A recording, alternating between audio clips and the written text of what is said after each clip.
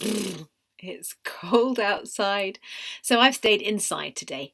And I've been thinking more about winter and how it has inspired so many composers over the years to write about it.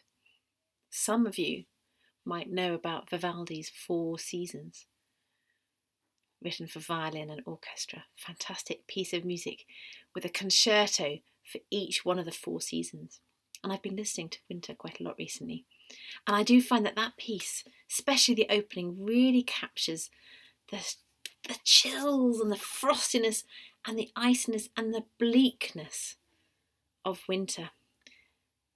And then I thought about how I could actually make my own winter scene using my instruments and trying to find some effects and special effects that would help create a sort of winter soundscape.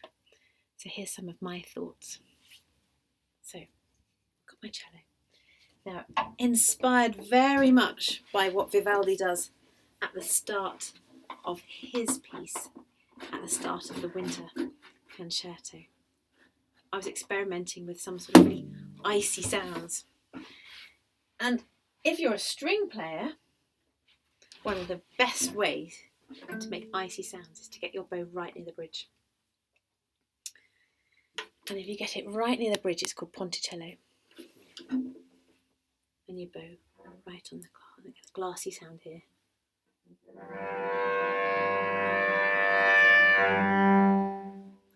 So at the beginning, you've got this.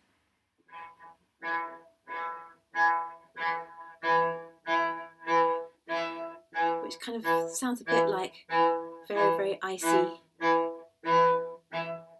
sort of crispy ice or snowflakes.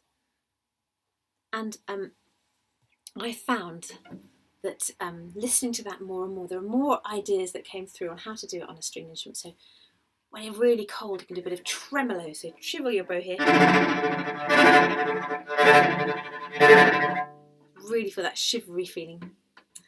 And then I thought, actually, how about trying to create our own sounds on our own instruments, our bodies?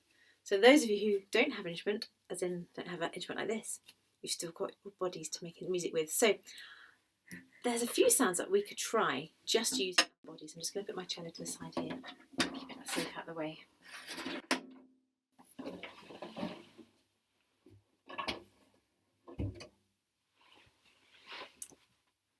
This one's, first of all, simply just rubbing our hands together. If your hands are cold, rubbing them together creates friction and warms them up. So that's a great sort of percussive sound. Just a rustling. You do it slowly, and you can do it quickly. And then, thought about, actually, if your feet are cold, what would you normally do to warm your feet up? Probably stamp them a bit. Now, if you look carefully, you'll see my ancient Ugg boots, which are keeping my feet warm inside. There we go. Ancient Ugg boots. Stamping them to keep the toes warm. And then also, have you done this one? When your hands are so cold that you want the warm air from inside you to warm your hands up. Just do that too.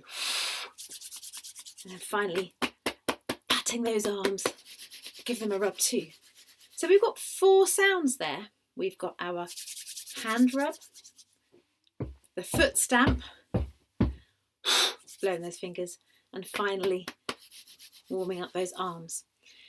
So then I thought, well, actually, let's create a pattern of those sounds to make our own little repeating pattern. So you could choose, make up your own 4 sounds, or use the 4 that I've just done then, and see if you can build that and arrange them in a sort of pattern to start to create your own piece. You might find that you could recruit someone else in your family just to do one of those sounds like this, keep that going, and then you could try your sounds over the top. And then you're starting to develop something called texture, which is mixing sounds together. And one extra thing, if you're feeling really wintry and creative, you could also add some of your own words to it as well. Kind of musical poetry as such. So you could rub your hands together and say, tingling fingers, frosty toes. Stay warm, have fun.